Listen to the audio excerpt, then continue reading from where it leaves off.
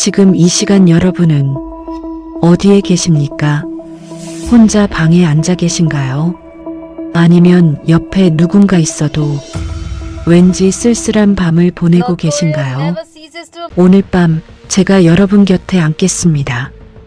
그리고 아무도 제대로 꺼내지 못했던 이야기를 들려드리겠습니다. 평양 우리와 같은 말을 쓰고 같은 핏줄을 가진 사람들이 사는 도시.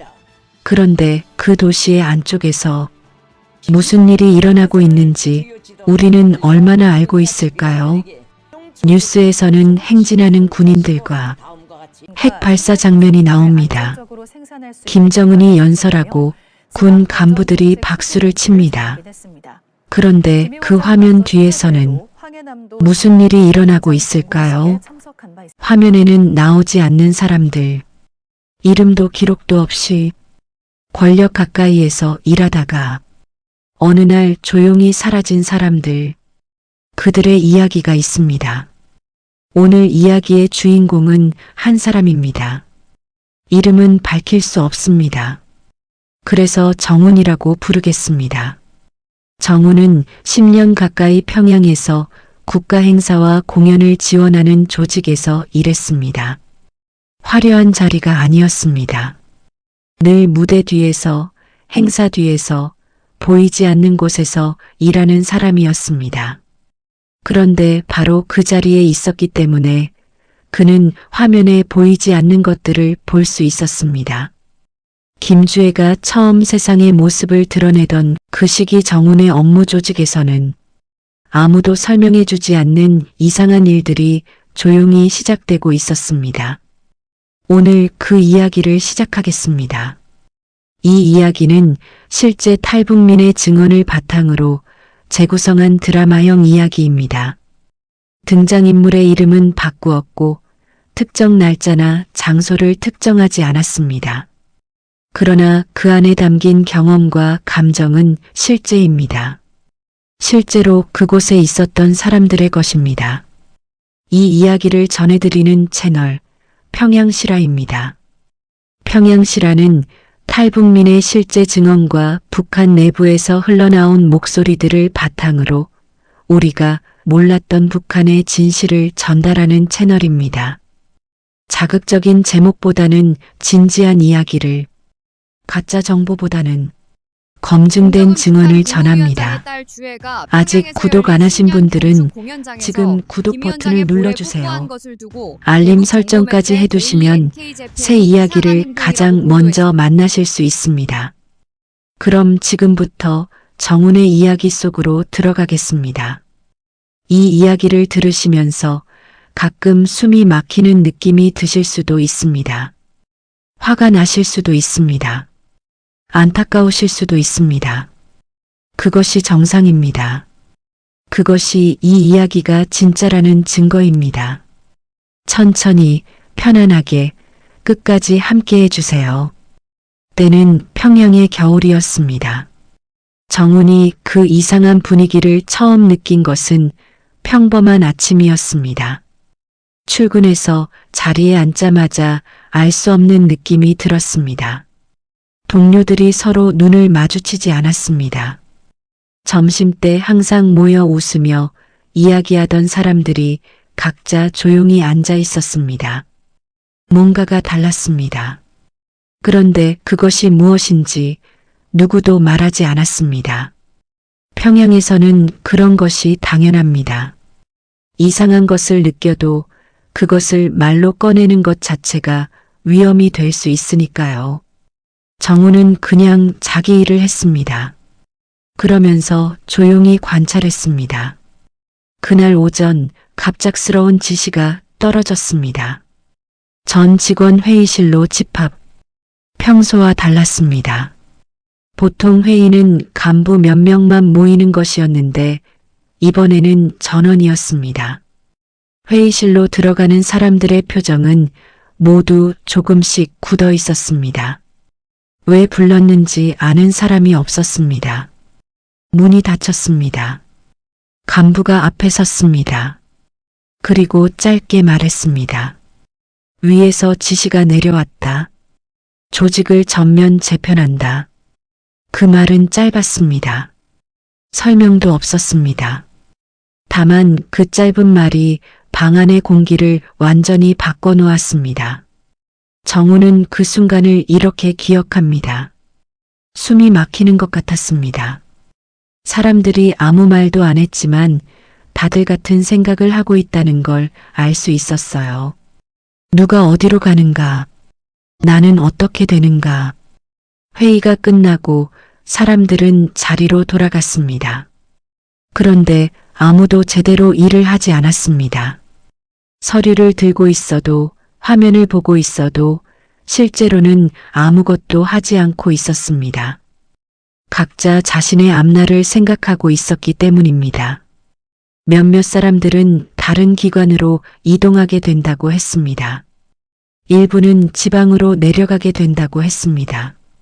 하지만 왜 그래야 하는지는 아무도 말해주지 않았습니다. 평양에서 가장 위험한 질문은 왜입니다.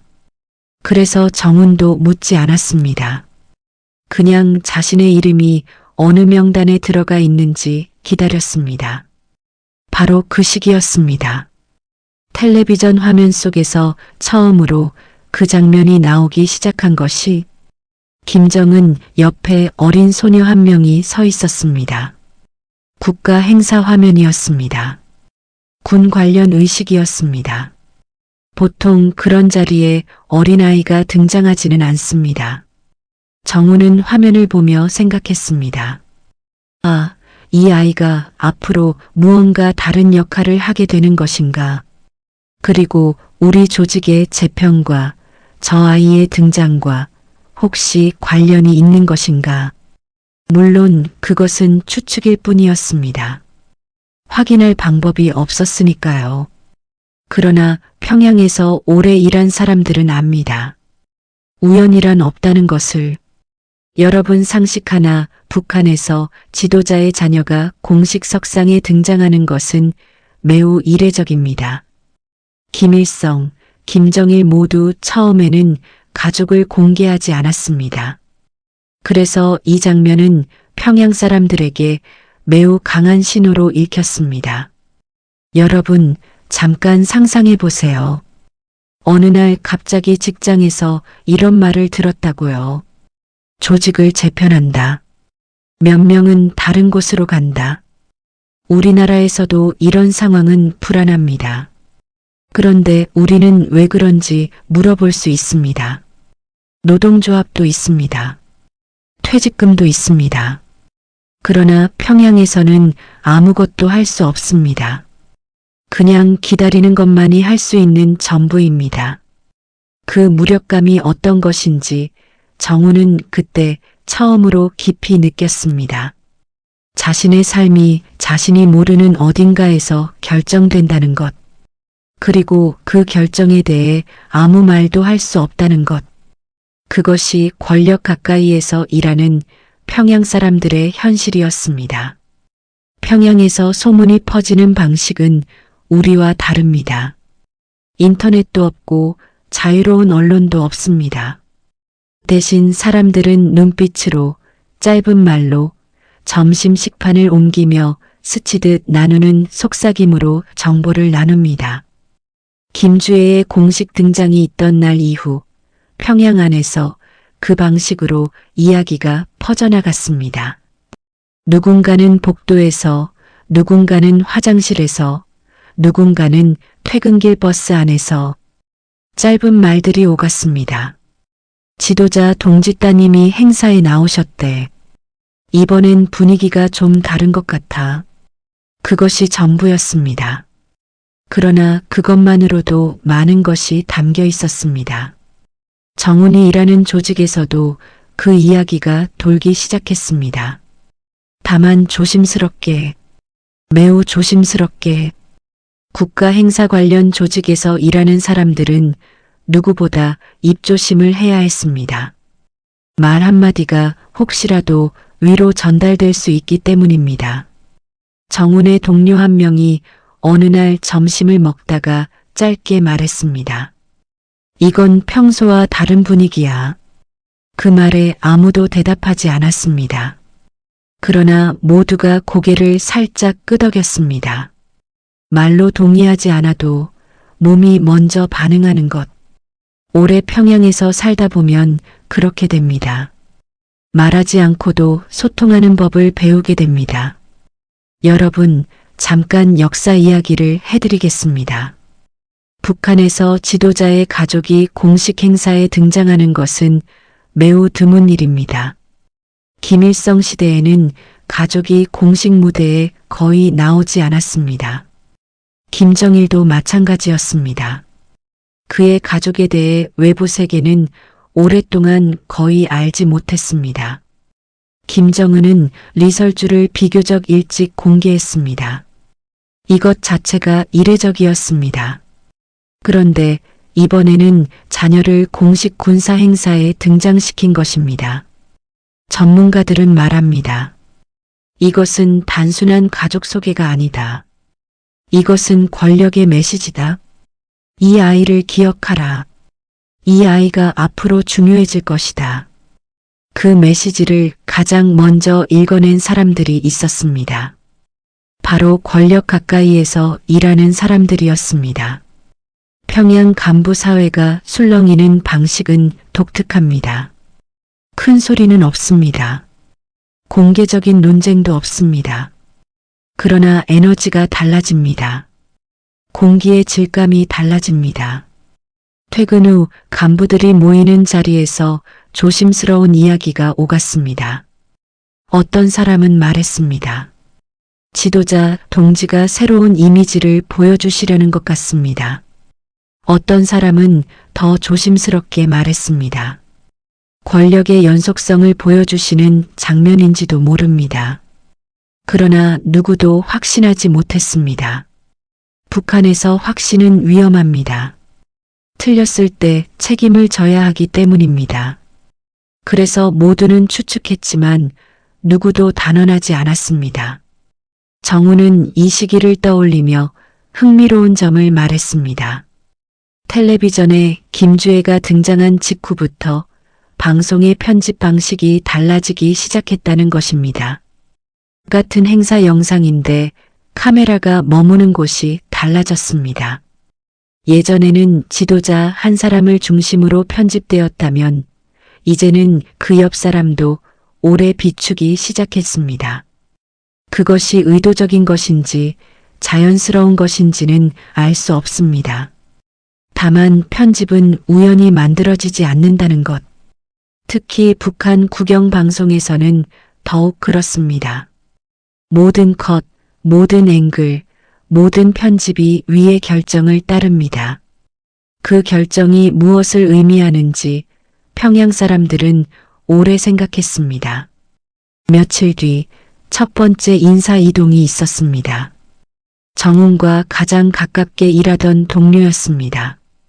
아침에 출근하더니 오후에 간부에게 불려갔습니다. 잠시 후 자리로 돌아온 그녀는 조용히 책상 위 물건들을 정리하기 시작했습니다. 정운이 눈빛으로 물었습니다. 무슨 일이야? 그녀는 짧게 말했습니다. 나 다른 데로 간대. 그것이 전부였습니다. 어디로 가는지, 왜 가는지, 언제 가는지 말하지 않았습니다. 말하지 않는 것이 아니라 말할 수 없는 것이었습니다. 그녀는 짐을 싸서 그날 오후에 바로 떠났습니다. 정우는 그녀의 빈자리를 한참 바라보았습니다.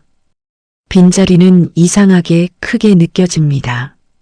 어제까지 그 자리에 사람이 있었는데 오늘은 빈 의자와 깨끗하게 정리된 책상만 남아 있습니다. 아무도 그 자리를 보지 않으려 했습니다. 그러나 다들 의식하고 있었습니다. 왜냐하면 평양에서 빈자리는 단순한 빈자리가 아니기 때문입니다. 그것은 경고이기도 하고 예고이기도 합니다. 다음은 누가 될 것인가? 그 생각이 남아있는 사람들의 머릿속을 떠나지 않았습니다. 정은도 마찬가지였습니다. 자신의 차례는 언제인가? 자신은 어디로 가게 되는가? 며칠 뒤 두 번째 이동이 있었습니다. 이번에는 두 명이 동시에 떠났습니다. 그날부터 사무실의 분위기가 완전히 달라졌습니다. 점심시간에 아무도 웃지 않았습니다. 복도에서 마주쳐도 눈인사 정도만 하고 빠르게 지나쳤습니다. 예전에는 퇴근 후 가끔 같이 밥을 먹으러 가기도 했는데 그런 일이 사라졌습니다. 말을 아끼는 것이 최선이었습니다. 왜냐하면 평양에서는 어떤 변화가 진행 중일 때 그 이유를 추측하는 것 자체가 위험하기 때문입니다. 잘못 추측하면, 잘못 말하면 그것이 또 다른 문제가 될 수 있습니다. 그래서 모두는 침묵을 선택했습니다. 간부는 매번 같은 말만 했습니다. 위에서 정리하라고 했다. 그 말은 설명처럼 들렸지만 아무런 설명도 아니었습니다. 위에서라는 말. 평양에서 이 두 글자는 모든 것을 정당화합니다. 이유를 물어볼 필요가 없어집니다. 왜냐하면 위에서 내려온 것이니까. 이의를 제기할 수도 없습니다. 왜냐하면 위에서 결정한 것이니까. 그냥 따르는 것만이 답입니다. 그 구조를 정우는 10년 가까이 보아왔습니다. 그러나 이번처럼 이렇게 빠르게, 이렇게 많이 사람이 이동하는 것은 처음이었습니다. 무언가 다른 것이 시작되고 있다는 것을 느꼈습니다. 한 달 사이에 조직의 인원이 절반 가까이 줄었습니다. 빠져나간 사람들의 자리에는 새 사람이 거의 들어오지 않았습니다. 조직 자체가 축소되고 있었습니다. 정우는 남아있는 동료들과 조용히 생각을 나눴습니다. 가끔 아무도 없는 곳에서 속삭이듯이 이게 우리 조직이 없어지는 것인가 아니면 다른 조직으로 합쳐지는 것인가. 아무도 답을 몰랐습니다. 그리고 답을 알아내려 하지도 않았습니다. 평양에서는 너무 많이 아는 것도 위험할 수 있으니까요. 그 시절 정훈이 느낀 가장 무거운 감정은 슬픔도 분노도 아닌 무력감이었다고 합니다. 내 삶인데 내가 결정할 수 있는 것이 아무것도 없다는 그 무력감. 그 무렵 평양 문화계에서 자주 들리는 이름이 있었습니다. 리설주, 김정은의 부인. 리설주는 예술계통 출신으로 알려져 있었고 문화행사와 공연에 깊은 관심이 있다는 이야기가 돌았습니다. 정훈이 일하는 조직도 국가행사와 공연 지원을 맡고 있었기 때문에 그 이름을 들을 기회가 있었습니다. 공식적으로는 아니었습니다. 어디서 지시가 내려온다는 것이 명시되지는 않았습니다. 그러나 행사 준비 과정에서 이전과 다른 기준들이 생기기 시작했습니다. 더 세밀한 것을 요구받았습니다. 더 완벽한 것을 요구받았습니다. 행사 준비 방식의 변화는 처음에는 작게 시작되었습니다. 공연 프로그램 순서가 바뀌었습니다. 특별한 이유 설명 없이 무대 구성이 달라졌습니다. 더 세련된 방향으로 의상의 색감 기준이 달라졌습니다. 이전보다 더 현대적인 방향으로 간부가 말했습니다. 이번에는 방식이 조금 달라진다. 이 말을 정우는 여러 번 들었습니다. 같은 말인데 상황마다 의미가 달랐습니다. 처음에는 단순한 행정 변화라고 생각했습니다. 그런데 변화들이 쌓이면서 하나의 방향성이 보이기 시작했습니다. 더 정교하게, 더 세련되게, 더 꼼꼼하게. 그 방향성이 어디서 오는 것인지 정우는 짐작이 갔습니다. 여러분, 모란봉 악단을 기억하시나요? 2012년 김정은 집권 초기에 만들어진 현대적인 음악단. 당시 전 세계가 놀랐습니다. 저것이 북한이 맞는가 싶을 정도로 현대적이었으니까. 그 악단을 만드는 과정에서 리설주가 관여했다는 이야기가 있습니다. 어떤 사람을 뽑고 어떤 스타일로 할 것인지에 대해 관심을 가졌다는 이야기가 내부에서 돌았습니다. 그것이 사실인지 아닌지 정우는 확인할 수 없었습니다. 다만 분명한 것은 김정은 시대 들어서 평양의 공연 문화가 달라졌다는 것입니다. 그리고 그 변화는 어디선가 섬세한 손길을 거쳤다는 느낌이 들었습니다. 리설주는 은하수관현악단과 인민보안성 악단에서 활동한 예술 출신으로 알려져 있습니다. 그녀의 배경이 김정은 시대 문화 정책에 일정한 영향을 미쳤다는 분석이 있습니다. 정우는 이렇게 말했습니다. 행사 준비를 하다 보면 누구의 취향이 반영된 것인지 느껴질 때가 있어요. 요리를 먹으면 누가 했는지 아는 것처럼 이 시기의 변화들은 분명히 어떤 사람의 감각이 들어있다는 걸 알 수 있었습니다. 물론 그것이 리설주 본인의 지시였는지 아니면 그녀의 취향을 아는 누군가가 반영한 것인지는 알 수 없었습니다. 그러나 평양에서 권력의 취향은 곧 기준이 됩니다. 권력자가 좋아하는 것이 무엇인지 알고 그것을 미리 반영하는 것. 그것이 평양에서 살아남는 방식이기도 했습니다. 그래서 아무 말 없이도 변화는 퍼져나갔습니다. 그 시기 정운이 가장 많이 한 생각은 이것이었습니다.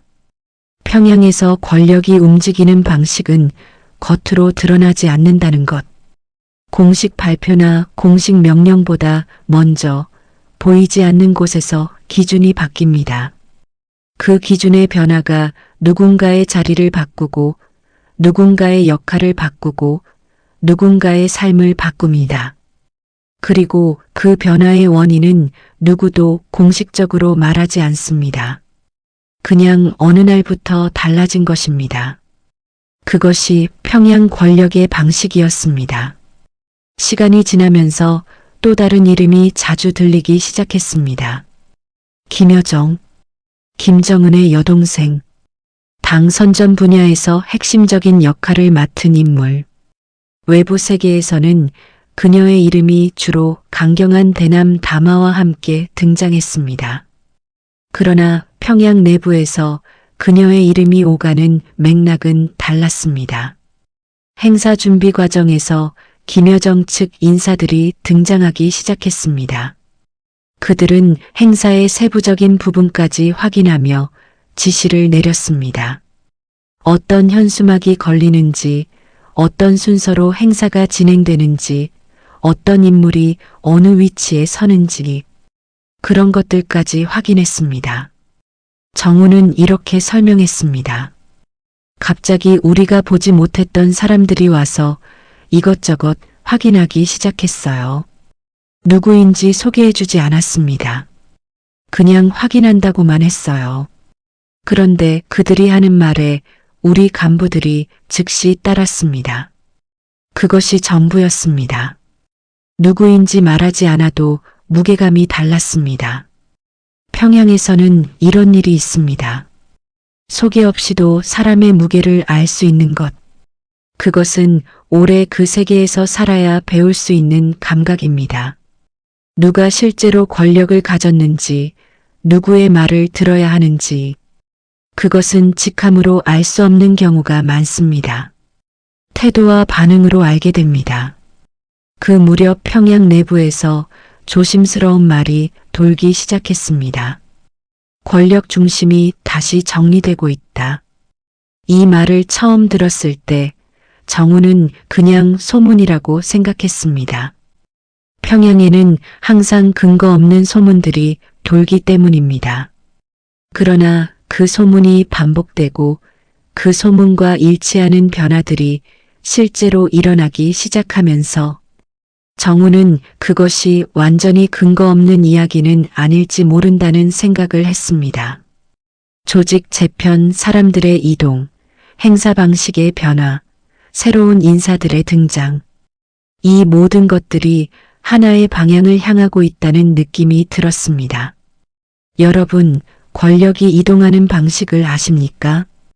우리가 생각하는 것처럼 극적이지 않습니다. 누군가 갑자기 쫓겨나거나 갑자기 올라가는 것이 아닙니다. 처음에는 작은 것들이 달라집니다. 누가 어느 회의에 참석하는지, 누구의 의견이 먼저 받아들여지는지, 누구에게 인사를 먼저 하는지, 그 작은 것들이 쌓이면 어느 날 갑자기 전체 지형이 달라져 있습니다. 권력의 중심이 이동한 것입니다. 그 이동은 아무도 공식 발표하지 않습니다. 그냥 어느 날부터 그렇게 되어 있는 것입니다. 정훈이 경험한 것이 바로 그것이었습니다. 정훈은 야근이 많아진 그 시기를 이렇게 기억합니다. 밤에 사무실 창문으로 평양을 보면 저 도시가 내가 아는 평양이 맞는지 모르겠다는 생각이 들 때가 있었어요. 눈에 보이는 건 다 그대로인데 눈에 보이지 않는 것들이 바뀌고 있다는 것을 느낄 수 있었으니까요. 보이는 것과 보이지 않는 것, 평양의 두 얼굴, 그것을 동시에 보는 것이 얼마나 무거운 일인지 그때 정훈은 처음으로 깊이 깨달았습니다. 어느 날 아침이었습니다. 정훈이 출근하니 동료 2명의 자리가 비어 있었습니다. 어제까지 분명히 있었습니다. 퇴근할 때 인사도 했습니다. 그런데 오늘 아침 그들의 책상이 깨끗이 정리되어 있었습니다. 개인 물건이 하나도 없었습니다. 정훈은 간부에게 물을 수가 없었습니다. 대신 같은 팀의 다른 사람에게 눈빛으로 물었습니다. 그 사람은 짧게 말이 없이 어깨를 살짝 으쓱했습니다. 모른다는 뜻이었습니다. 아니면 말할 수 없다는 뜻이었습니다. 아마 둘 다였을 것입니다. 나중에 공식 통보가 내려왔습니다. 기관 재배치, 그것이 전부였습니다. 어디로 재배치되었는지, 왜 재배치되었는지, 그들이 잘 지내고 있는지 아무것도 알 수 없었습니다. 그리고 물어볼 수도 없었습니다. 평양에서 이런 이동이 있을 때 남아있는 사람들이 해야 하는 것은 하나입니다. 모른 척하는 것, 그리고 자신의 일을 계속하는 것. 그것이 가장 안전한 방법이기 때문입니다. 여러분, 이 이야기를 들으시면서 혹시 비슷한 기억이 떠오르지 않으십니까? 6.25 전쟁 때 갑자기 사라진 이웃, 일제시대 강제로 끌려간 사람들, 분단으로 북에 남겨진 가족들, 갑자기 사라지는 사람들의 이야기는 우리 현대사에도 있습니다. 이유를 묻지 못하고, 안부를 확인하지 못하고, 어디 있는지 알지 못한 채로 그냥 어느 날부터 없어지는 것. 그 아픔은 평양에서도 서울에서도 어디에서도 같은 아픔입니다. 다만 그 일이 지금도 계속 일어나고 있는 곳이 평양이라는 것. 그것이 이 이야기를 알아야 하는 이유입니다. 그렇게 한 달, 2달이 지나면서 조직의 규모가 크게 줄었습니다. 사무실이 넓어진 것 같은 느낌이 들었습니다. 사람이 줄어서 빈 공간이 많아진 것입니다. 그 빈 공간이 무겁게 느껴졌습니다. 새 사람들이 충원되지 않았습니다. 그것은 무슨 의미일까요? 조직이 통폐합되는 것인가? 아니면 아예 없어지는 것인가? 정훈은 그것을 알 수 없었습니다. 다만 자신이 아직 있다는 것, 그리고 내일도 올 수 있다는 것, 그것만이 확실한 사실이었습니다. 하루하루가 그런 확인의 연속이었습니다. 정훈은 이 시기가 자신의 인생에서 가장 힘든 때였다고 말합니다. 일 자체가 힘든 것이 아니었습니다. 모른다는 것이 힘들었습니다. 매일 출근하면서 생각했어요. 오늘도 내 자리가 있을까? 내가 어디로 가게 될까? 아무것도 모른 채로 그냥 일하는 것. 그것이 가장 힘든 것이었습니다. 모름 속에서 일상을 유지하는 것. 불확실함 속에서 평온한 표정을 유지하는 것. 그것이 평양에서 권력 주변의 사람들이 배워야 하는 기술이었습니다. 시간이 지나면서 김주애는 더 많은 공식 행사에 등장했습니다. 처음에는 한 번이었습니다. 그 다음에는 2번, 그 다음에는 3번. 점점 자주, 점점 더 공식적인 자리에서 처음에는 군 시찰 행사에서 보였습니다. 그 다음에는 핵 관련 행사에서 보였습니다. 그리고 나중에는 함정 진수식 같은 국가 행사에서 군 수뇌부와 같은 자리에 앉는 모습이 보였습니다. 평양에서 그 장면들을 보는 사람들의 반응은 조용했습니다. 그러나 그 조용함 안에 많은 것이 담겨 있었습니다. 정우는 그 장면을 보면서 한 가지 생각이 들었다고 합니다. 김일성, 김정일, 김정은, 그리고 이제 또 다른 세대. 이 나라의 권력은 한 번도 가족의 범위 밖으로 나간 적이 없었습니다. 할아버지에서 아버지로, 아버지에서 아들로, 그리고 이제 그 다음 세대가 천천히 준비되고 있는 것처럼 보였습니다. 물론 그것이 확실한 것인지는 아무도 몰랐습니다. 그러나 평양 사람들의 눈에 그 신호는 분명하게 읽혔습니다. 이 아이를 기억하라는 것. 여러분, 잠깐 생각해 보겠습니다. 우리나라에서도 권력이 이어지는 집안이 있습니다. 정치인 집안, 재벌 집안. 그런데 그것은 선택의 결과입니다. 유권자의 선택, 시장의 선택. 그러나 북한에서는 선택이 없습니다. 권력은 혈통을 따라 이동합니다. 국민의 동의 없이. 그리고 그 권력의 이동을 준비하는 과정에서 수많은 사람들의 삶이 조용히 재편됩니다. 정운이 경험한 것이 그것이었습니다. 새로운 중심을 위해 모든 것이 다시 배치된다는 것. 그 배치 과정에서 개인의 의사는 전혀 반영되지 않는다는 것. 행사장에서 그 장면을 보았을 때 정우는 묘한 감정을 느꼈다고 합니다. 저 아이가 앞으로 어떤 삶을 살게 될까 생각했어요. 저 아이가 선택해서 저 자리에 있는 것이 아닌데, 태어난 것만으로 저 무게를 짊어지게 된 것인데, 그리고 저 아이가 커가면서 또 얼마나 많은 사람들의 삶이 그것에 맞춰서 바뀌게 될까? 권력의 세계에서는 아무도 자유롭지 않습니다. 권력을 가진 사람도, 권력 가까이 있는 사람도 모두가 권력의 논리 속에서 움직입니다. 다만 그 논리를 아는 사람과 모르는 사람이 다를 뿐입니다. 정우는 이렇게 말했습니다. 북한에서 가장 확실한 것은 불확실함입니다. 오늘 있던 것이 내일 없어질 수 있고 오늘 없던 것이 내일 생길 수 있어요. 그 불확실함 속에서 사람들은 그냥 매일을 살아갑니다. 그것 말고는 할 수 있는 것이 없으니까요. 그 말이 정운의 이야기에서 가장 무겁게 남았습니다. 불확실함 속에서 살아가는 것. 그것이 평양 권력 주변 사람들의 일상이었습니다. 정운이 평양을 떠난 것은 그로부터 몇 년 뒤의 일이었습니다. 떠나는 과정은 말할 수 없습니다. 아직 북한에 남아있는 가족이 있기 때문입니다. 다만 이것만은 말할 수 있습니다. 평양을 마지막으로 보던 날 그는 도시를 한번 돌아보았습니다. 넓은 도로, 높은 건물들, 주체 사상탑.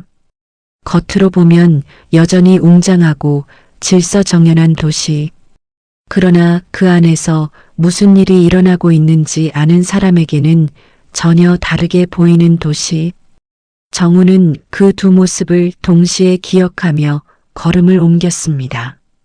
한국에서의 첫날, 정우는 인터넷으로 평양 관련 뉴스를 검색했습니다. 놀랐습니다.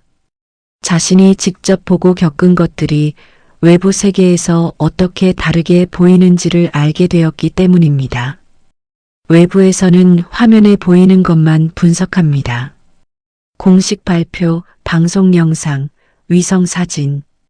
그러나 실제로 그 안에서 일하며 느끼는 것들, 조용히 바뀌는 공기, 빈 책상들, 말하지 않아도 통하는 눈빛들, 그것은 어떤 분석으로도 담기 어려운 것들입니다. 정훈이 말하고 싶었던 것은 바로 그것이었습니다. 정훈은 이렇게 말했습니다. 제가 본 것들을 말하는 것이 쉽지 않아요. 아직 거기 있는 사람들이 있고 그 사람들한테 해가 갈까봐. 그래서 많은 것을 말할 수 없어요. 하지만 이것 하나만은 말하고 싶습니다. 평양에서 일어나는 일들은 우리가 생각하는 것보다 훨씬 더 복잡하고 훨씬 더 많은 사람들의 삶과 연결되어 있다는 것을요. 그 말이 오늘 이야기의 핵심입니다.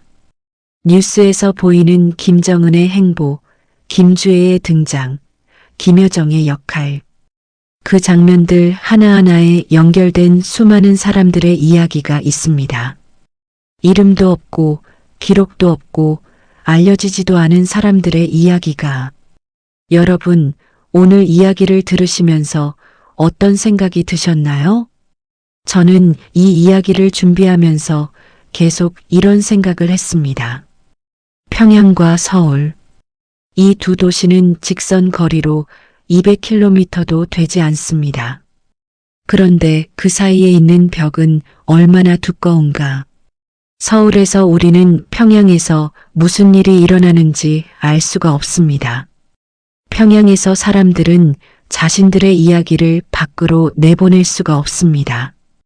그 두꺼운 벽 사이에서 정훈 같은 사람들의 증언이 조금씩 흘러나오는 것입니다. 그 이야기들을 듣는 것이 중요합니다.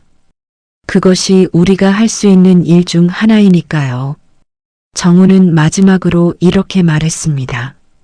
지금 이 순간에도 평양 어딘가에서는 누군가의 삶이 조용히 바뀌고 있을 겁니다. 이유도 모르면서 말도 못하면서. 저도 그랬었으니까. 그 사람들이 언젠가 자신의 이야기를 할 수 있는 날이 왔으면 합니다.